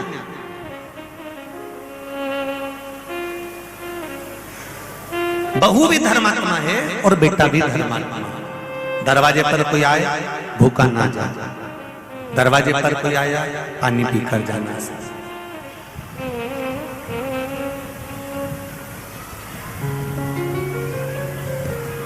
कोई खाली ना जाए, ऐसी बहू बेटा था। बहू ने नियम लिया, कार्तिक का महीना है, मैं स्नान करने के लिए जाऊंगी। ससुर जी से कहा, पिताजी मैं कार्तिक के महीने का स्नान करूंगी, परंतु मेरे साथ में थोड़ी सी परेशानी ये है कि मैं स्त्री हूं, मैं नारी। बहुत अच्छे से सुनना मेरी माताओं, कई माताओं के मन में संशय होता है कि हम 1 महीने का व्रत धारण करते हैं और उस बीच में रजस्वला धर्म आ जाता है। वो रजस्वला धर्म आता है तो हमारे महीने भर का नियम का क्या होता है।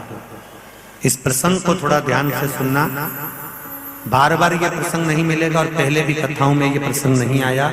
आज भीखन गांव की हरिहर शिव महापुराण में ये प्रसंग आया है। तो जितने लोग आस्था पर सुन रहे हैं, जितने फेसबुक यूट्यूब पर सुन रहे हैं, इस प्रसंग को थोड़ा ध्यान से सुनना मेरी माता।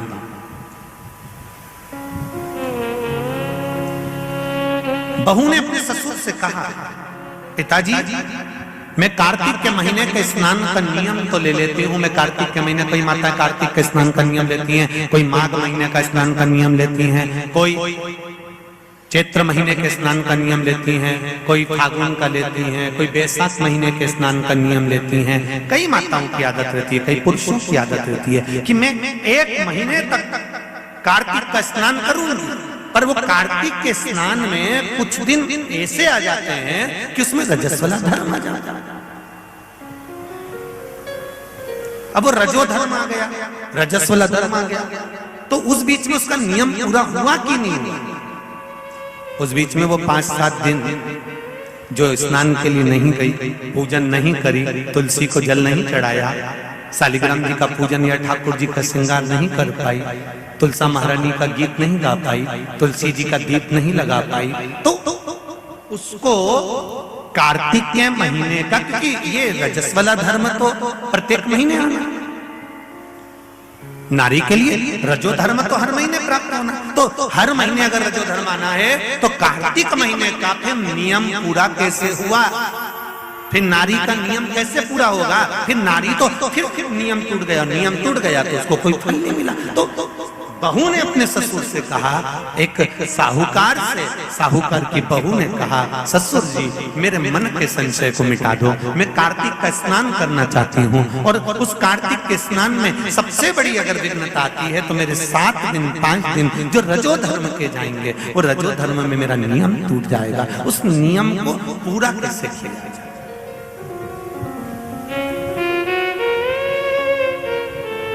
वो नियम पूरा कैसे होगा? कार्तिक के महीने का स्नान करने वाले जरा ध्यान देंगे, चाहे वैशाख स्नान करें, चाहे माघ का स्नान करें, मेरी माताओं का रजो धर्म 7 दिन 1 महीने के अंदर आ ही जाता, और आया तो वो नियम टूटा। उस नियम को पूर्ण कैसे करा जाए? कहा, साहूकार ने कहा कि बहू मैं इतना विद्वान तो नहीं हूं, ज्ञानी तो नहीं हूं, पर मैं मेरे गुरु से इस बात को स्मरण कर कर आऊंगा। अब बहू को कार्तिक का महीना आ रहा है, कार्तिक के महीने का उसको इंतजार था, वो इंतजार में बैठी है। मात्र कार्तिक आने में 8 दिन बचे। अब देखिएगा जरा, आप में और उस बहू में क्या अंतर है। कार्तिक के महीने आने में 8 दिन बचते हैं तो आप पुताई चालू कर देते हो। बोलो सही है कि गलत है? कार्तिक आने में, दिवाली आने में जब 8-15 दिन रहते हैं तब तुम पुताई चालू कर देती हो, सफाई चालू कर देती हो, ये काम चालू कर देती हो, वो काम चालू कर देती हो, सारे काम तुम्हारे कार्तिक का महीना आने के समय पर चालू हो जाता है। और बहू सफाई नहीं पूछ रही, साफ सफाई पर ध्यान दे रही है, पर ऐसा नहीं कि साफ सफाई नहीं कर रही, पर उसका ध्यान वही कार्तिक के महीने के स्नान में लगा हुआ है। आज बहू 8 दिन बचे और बहू का भोजन छूट गया, उसका भोजन नहीं, भाई नहीं अंदर जाए। किसी चीज को पाने की जब तमन्ना होती है ना, तो खाना पीना छूट जाता है। ये नागेश्वर मंदिर महिला मंडल से पूछ लेना। जब तक कथा चालू नहीं हुई होगी तब तक इस महिला मंडल से और इनके जितने जजमान हैं उनकी धर्म पत्नियों से और जजमान से, चाहे वो मुख्य यजमान हो चाहे जो भी हो, उनसे पूछना, जब तक कथा चालू नहीं हुई होगी तब तक इनको रात भर नींद नहीं आ रही होगी, इनका बीपी ऊंचा नीचा हो गया होगा, निश्चित।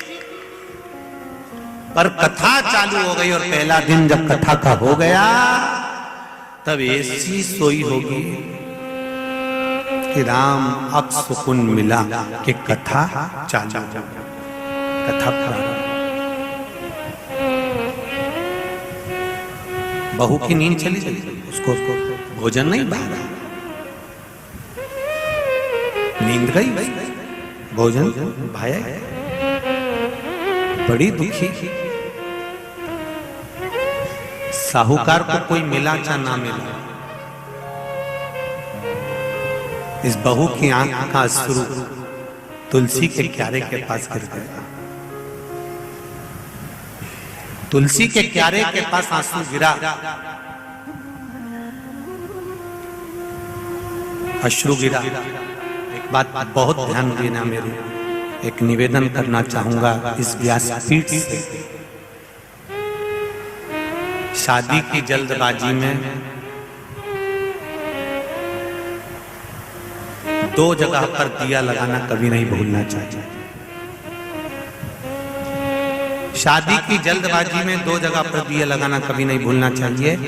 एक, कन्या विवाह कर जब अपने पिता के घर से जा रही हो तो तुलसी के क्यारे में दिए के अंदर फुल घी भरकर दिया लगाकर अवश्य जाना चाहिए, तो बाप के घर में लक्ष्मी की कमी नहीं आती है। दूसरा दीप, लड़की डोली में बैठकर, गाड़ी में बैठकर जब ससुराल में पहुंचे, ससुराल की दहली में जब वो पांव रखे अंदर घर में, घर के अंदर सबसे पहले तुलसी के क्यारे के पास बहू को ले जाना चाहिए और मिट्टी का दिया पूरा घी से भरा हो और वहां पर दीप बहू के हाथ से लगवाना चाहिए। उसका कारण होता है ससुर के घर में कभी संपदा की कमी नहीं आती। ये दो जगह घृत भरे हुए दीप की महत्वता कही गई।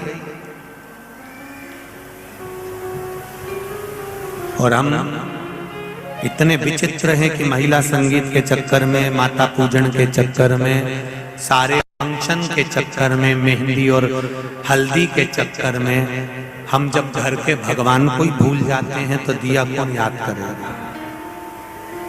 बोलो सही है कि गलत है? घर के भगवान को भूल जाते हैं महिला संगीत के चक्कर में। हम थोड़ा सा घर के चक्कर में भगवान को भूल जाते हैं कि हमारे यहाँ मेहंदी हो रही है, हमने भगवान को बिठाया मेहंदी में। हमारे यहाँ हल्दी का कार्यक्रम हो रहा है, भगवान को बिठाया हल्दी के कार्यक्रम। महिला संगीत में भगवान का सोफा लगाया तुमने, एक सिंहासन रखा भगवान का, तुम सब तो बैठे थे, भगवान के लिए भी एक जगह रखो कि भगवान मेरे घर का यहाँ बैठेगा, वो देखेगा, उसको बिठाओ। नहीं, तो हम दिया कहाँ याद रखते, पर नियम बना दो। बीकन गांव की इस पावन धरा से जितने लोग आस्था चैनल पर कथा सुन रहे हैं, जितने फेसबुक यूट्यूब पर कथा सुन रहे हैं, एक नियम बनाओ कि घर से बेटी ससुराल कर जब विदा हो रही हो तो पहले घृत का भरा हुआ दीप तुलसा महारानी में लगा होना चाहिए, और जब बहू घर में प्रवेश कर रही हो तब माटी के दिए में घी भरा हुआ और वो घृत भरा हुआ दिया तुलसा महारानी को लगना चाहिए। ना बाप के घर में पैसे की कमी होगी, ना ससुर के घर में कमी होगी, संपदा बढ़ेगी। पर दिया कैसा होना चाहिए? उसमें घृत पूर्ण भरा, भले घी झलक रहा चले पर घी खाली नहीं होना चाहिए, घृत की पूर्ण।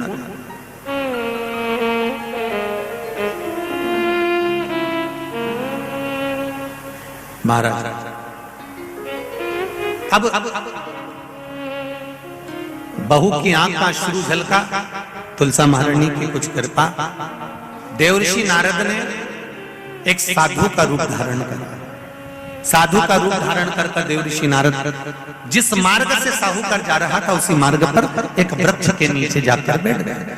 वृक्ष के नीचे बैठे और बैठते ही साहूकार ने देखा कि बहुत पहुंचे हुए बाबा लग रहे हैं, चंदन का तिलक लगा है, कंधे पर यज्ञोपवीत पड़ा हुआ है, बड़ी बड़ी जटा झूठ है, मुख पर कुछ तेज पुंज है, बड़ा प्रकाश दिख रहा है, रुद्राक्ष की गले में माला पड़ी हुई है, हाथ में तुलसी की माला धरी हुई है। और साहूकार ने जाकर हाथ जोड़कर निवेदन करा, बाबा जी, ओ बाबा जी, मेरे मन के संशय को मिटा दीजिए। बाबा जी ने पूछा क्या बात है बाबा?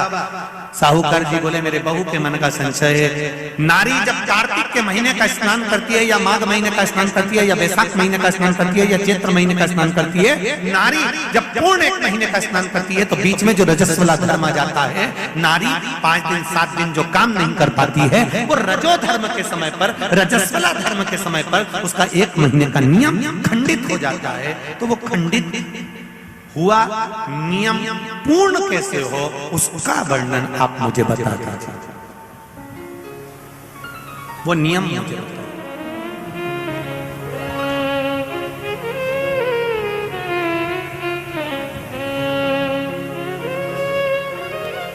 संत के रूप में बैठे हुए देवर्षि नारद, श्रीमन नारायण, श्रीमन श्रीमन 7 बार देवर्षि नारद ने नारायण नारायण नारायण नारायण कहा। कहने पर देवर्षि नारद ने बोला, सुनो साहूकार जी, सुबह के समय पर जब आपकी बहू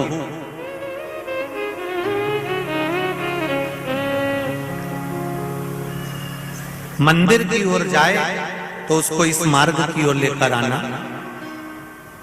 मैं आपको ज्ञान उपदेश दूंगा और वो ज्ञान उपदेश आप बहू को श्रेष्ठ दे पाए ना दे पाए, वो बहू सम्मुख में बैठकर सुनेगी तो उसको प्राप्त होगा। ये देखो वही कथा आ गई। आप खाओगे आपका पेट भराएगा, आप सुनोगे आपका कल्याण होगा। बेटों बेटियों को लेकर आओ, बहुओं को लेकर आओ, बच्चों को लेकर आओ, उनके सुनने से उनका लाभ, उनका लाभ। साहूकार घर गए, बहू से कहा बेटा एक संत अपने गांव में आए हुए हैं और वृक्ष के नीचे बैठे हुए हैं, चलो आप चलकर उनसे अपने प्रश्न को कर लो।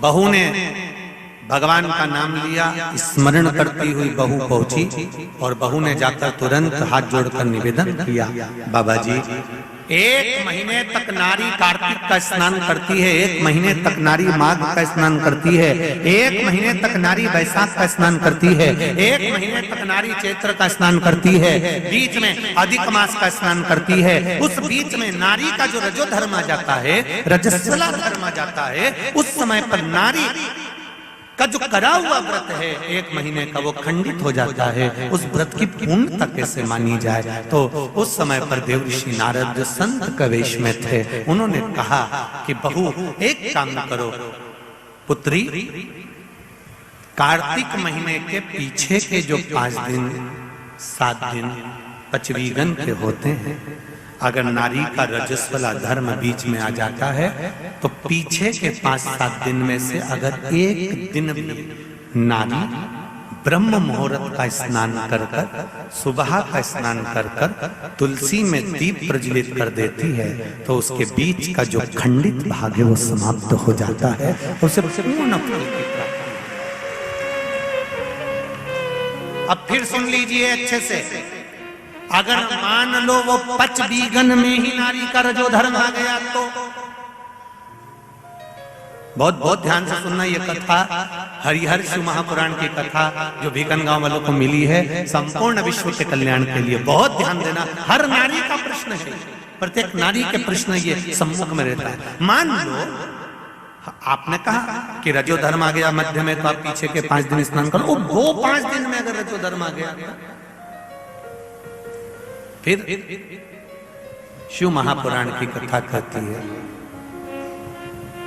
घर में रहने वाली कोई कुंवारी कन्या, घर में रहने वाला कोई पुत्र, घर में रहने वाला पति, घर में रहने वाली सास, घर में रहने वाली कोई सौभाग्यवती नारी, जेठानी, ननन, देवरानी या घर में रहने वाला कोई पुरुष अगर बाहर स्नान करने नहीं भी जा सकता, ब्रह्म मुहूर्त में प्रातः के समय पर यदि तुलसी में एक दीप और एक संध्या के समय पर दीप लगा देता है तो भी नारी का नियम पूर्ण हो जाता है, वो नियम खंडित नहीं, वो नियम खंडित नहीं।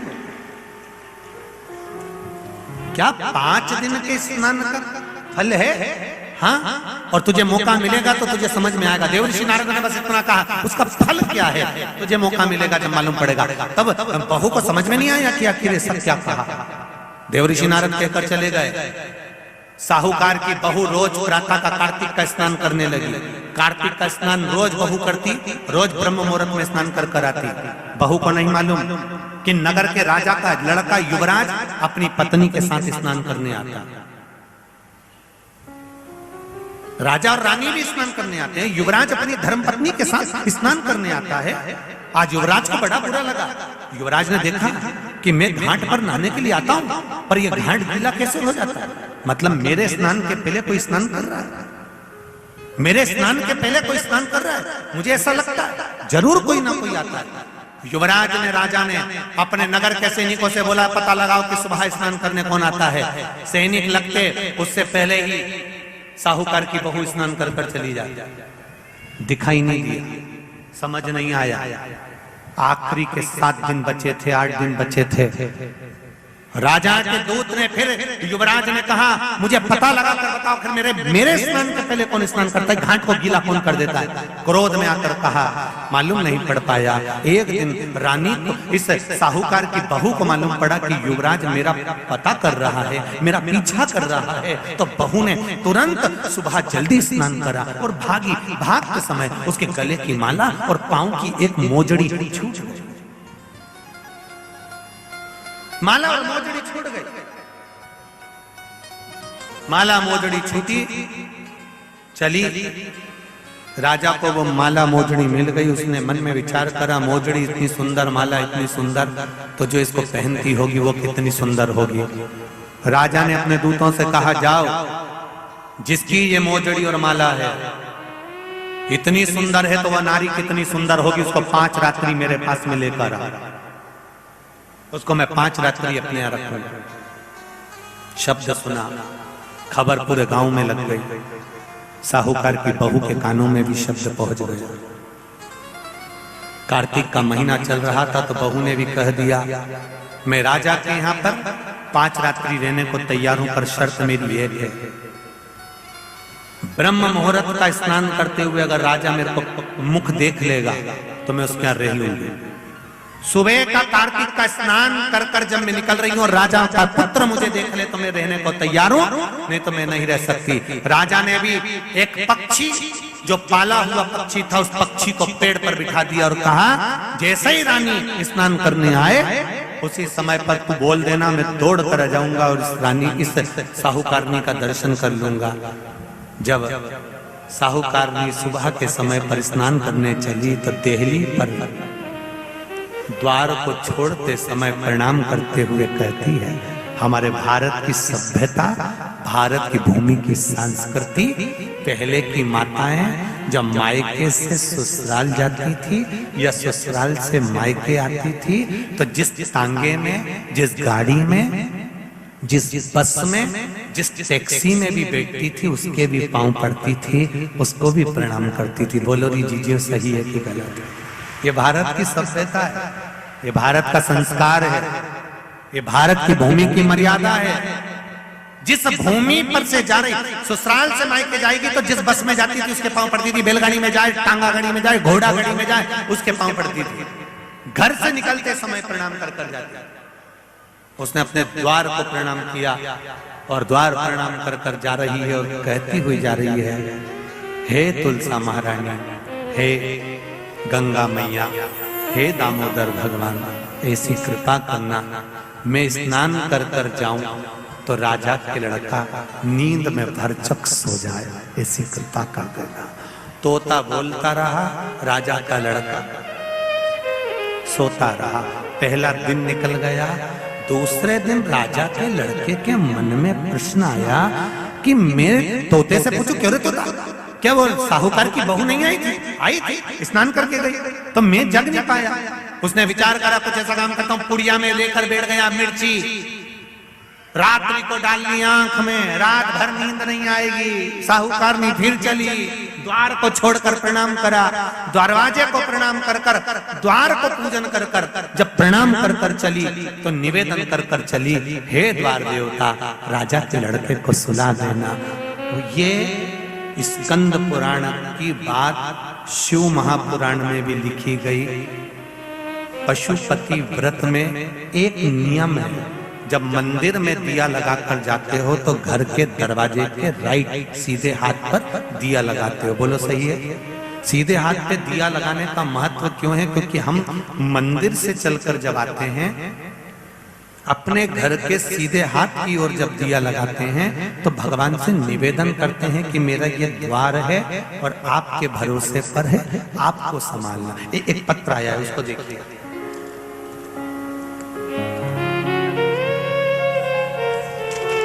दिया लगाने का कितना लाभ और उसका महत्व देखिए।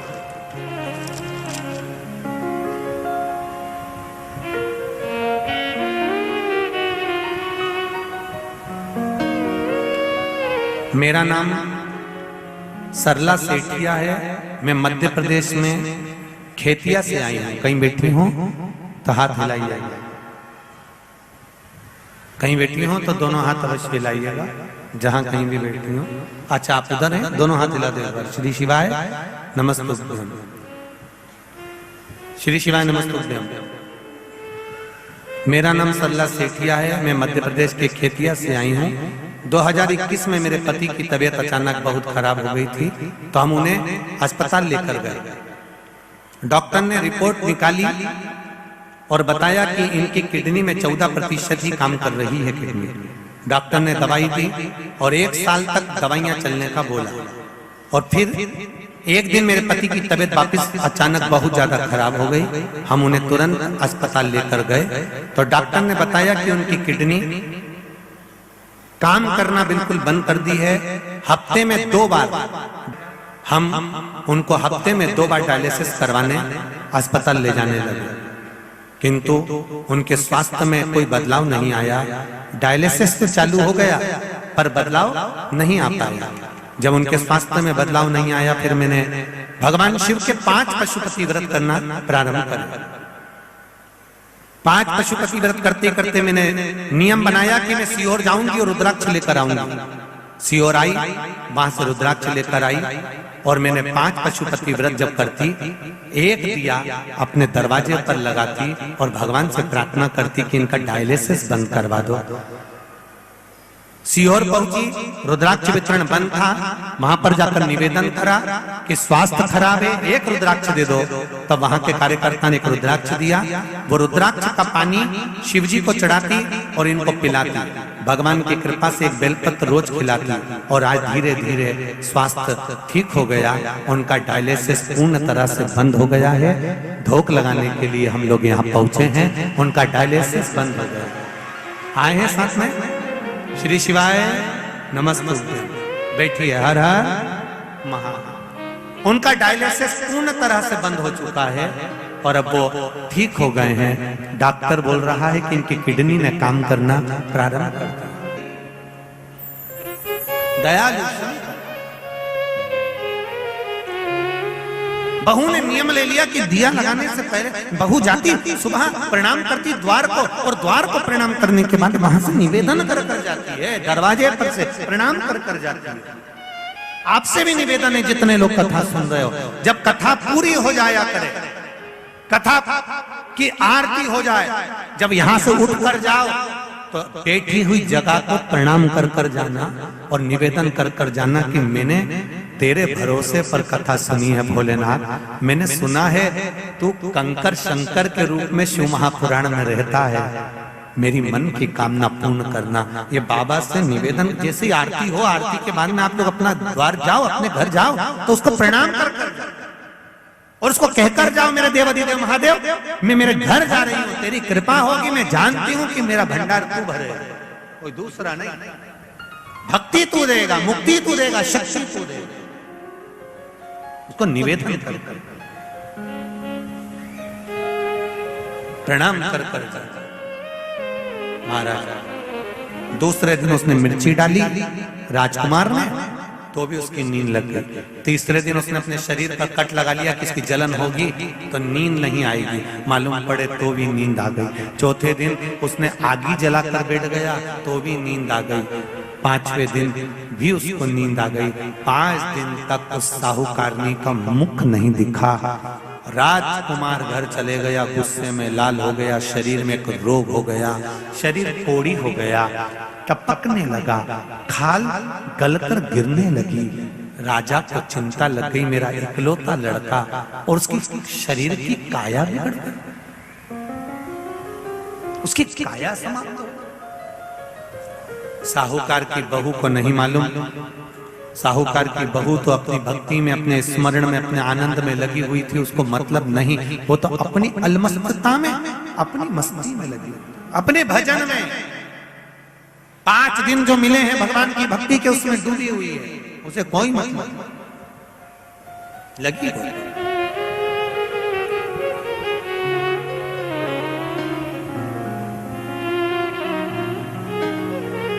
तुलसा जी का आराधना करे, तुलसी जी का पूजन करे, तुलसी जी का स्मरण करे, राजा के शरीर में।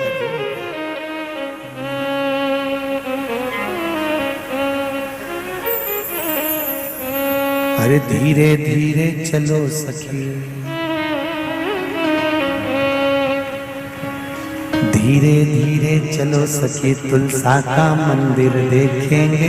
धीरे धीरे चलो सखी, तुलसा का मंदिर देखेंगे। स्थान पर बैठकर मूल मंत्र का जाप करते हुए भगवान से प्रार्थना करे, भाव से, दिल से। आज एकादशी है देवउठनी, भगवान श्री शिवाय नमस्तु, श्री शिवाय नमस्तु, श्री शिवाय नमस्तु, श्री शिवाय नमस्तु, श्री शिवाय नमस्तु। भोला सब दुख काटो मारा, हो भोला सब दुख काटो मारा। शिव शंकर जपूं तेरी माला, भोले बाबा जपूं तेरी माला। भोला सब दुख काटो मारा, भोला सब दुख काटो मारा। राजा के शरीर में रोग हो गया। पिताजी ने पूछा, ब्राह्मण देवता मेरे बेटे के शरीर में रोग हो गया, छूटेगा कैसे? कहा, कार्तिक स्नान करने वाली नारी को गलत दृष्टि से देखा था, इसलिए ये रोग हुआ है। शिव महापुराण की कथा कहती है, कोई गंगा, नर्मदा, सरयू तीर्थ में कोई स्नान कर रहा हो, कोई नारी स्नान कर रही हो, उसको गलत दृष्टि से कभी ना देखें। शरीर में रोग भारी हो जाता है। राजा के शरीर का रोग कैसे मिटेगा? तो कहा, जिस नारी को गलत दृष्टि से देखा है, जब वो कार्तिक का स्नान कर कर उसके स्नान का जल जो बह कर आए, वही जल शरीर पर डाला जाए तो रोग मुक्त हो जाता है। राजा ने वही करवाया। पूछा, साहूकार की बहू जहाँ स्नान करती थी, उसका जो पानी आता, उस पानी से राजा के पुत्र के शरीर पर छींटा जाता। धीरे धीरे रोग मुक्त हो गया और राजा का पुत्र ठीक हो गया। शिव पुराण कहती है, राजा के लड़के ने चरणों को नमन करते हुए पूछा कि मुझे कार्तिक का लाभ कैसे प्राप्त होगा? कहा, पूरे कार्तिक के महीने में अगर स्नान ना कर पाओ तो बैकुंठ चतुर्दशी का दिन एक ऐसा होता है, शायद 6 तारीख की होना चाहिए। कितनी तारीख की? 6 नवंबर की है। हाँ, चतुर्दशी का अगर स्नान कोई भूल से भी आनंद के साथ में, भगवान की भक्ति के साथ, और आप लोगों को तो बहुत बहुत साधु बनता है। हरिहर मिलन का दर्शन हमारा भी नियम है। बैकुंठ चतुर्दशी के दिन हमारे शालिग्राम भगवान और ठाकुर जी का हरिहर मिलन करवाते हैं। बैकुंठ चतुर्दशी के दिन हम भी पूरा प्रयास करेंगे, अंदर मिलन कराने की जगह जितने भी भक्त यहाँ पर रात्रि के समय पर रहेंगे, उनको हरिहर मिलन का दर्शन हो जाए, प्रयास करेंगे। हरिहर मिलन उस दिन कराया। शालिग्राम भगवान की तुलसा भोलेनाथ जी पर चढ़ती है और भोलेनाथ जी के बेलपत्र शालिग्राम भगवान पर चढ़ती है। वो तुलसा और बेलपत्र को शहद की शीशी में रखा जाता है। जो बच्चा विद्वत्ता से या बुद्धि से कमजोर होता है, उसको चटाया जाता है। यहाँ तक गलत व्यसन में डूबे हुए व्यक्ति को भी अगर वो चटाया जाए तो उससे उसको व्यसन छूट जाता है। उस बैकुंठ चतुर्दशी का इतना, काशी में तो देव दिवाली मनाते हैं, हमारे उज्जैन में तो हरिहर मिलन ऐसा होता है। जितनी आतिशबाजी दिवाली पर नहीं होती, उतनी आतिशबाजी उज्जैन में जब महाकाल बाबा गोपाल जी से मिलने जाते हैं तो उस दिन छूट जाती है। ये हरिहर मिलन शिव का मिलन। बैकुंठ चतुर्दशी का स्नान का आनंद सुख बताया, भाव से वर्णित किया। शिव महापुराण की कथा में आगे श्री गणेश जी महाराज के जन्म का क्रम करा। माता पार्वती श्री गणेश जी महाराज को लेकर आ रही हैं। जोरदार ताली बजाएं गणेश जी और माता पार्वती जी का।